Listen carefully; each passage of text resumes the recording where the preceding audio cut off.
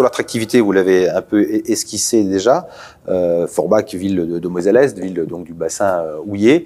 Est-ce que la ville souffre encore de cette image de ville charbonnière? De moins en moins. De moins en moins, nous avons enclenché un inversement d'image de la collectivité, et notamment avec ce que nous réalisons sur le cœur de ville. Avec alors comment on s'y prend? Voilà, c'est ce que vous pouvez nous expliquer un peu. C'est quoi les deux, trois grandes lignes de cette politique d'attractivité? C'est d'abord un inversement d'image dans notre politique d'animation et de développement touristique. C'est une redynamisation du cœur de ville qui doit être une vitrine de la ville et de l'agglomération. Et c'est aussi un accompagnement beaucoup plus fort apporté aux acteurs économiques.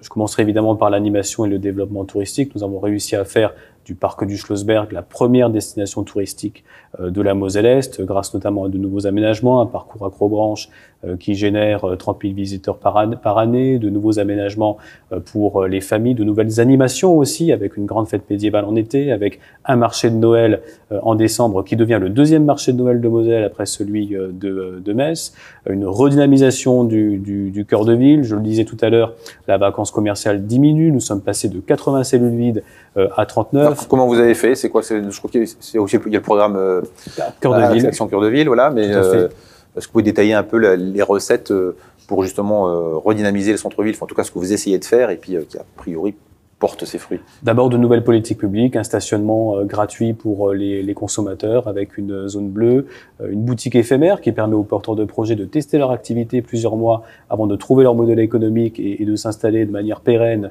sur le centre-ville. Plus de sécurité avec davantage de policiers municipaux dans les rues du cœur de ville. La vidéosurveillance aussi que vous avez développé. Vidéoprotection, nous avons développé plus d'une vingtaine de caméras chaque année installées à Forbach. Il y en a plus de 120 aujourd'hui sur la ville. Nous couvrons de plus en plus le territoire de la ville.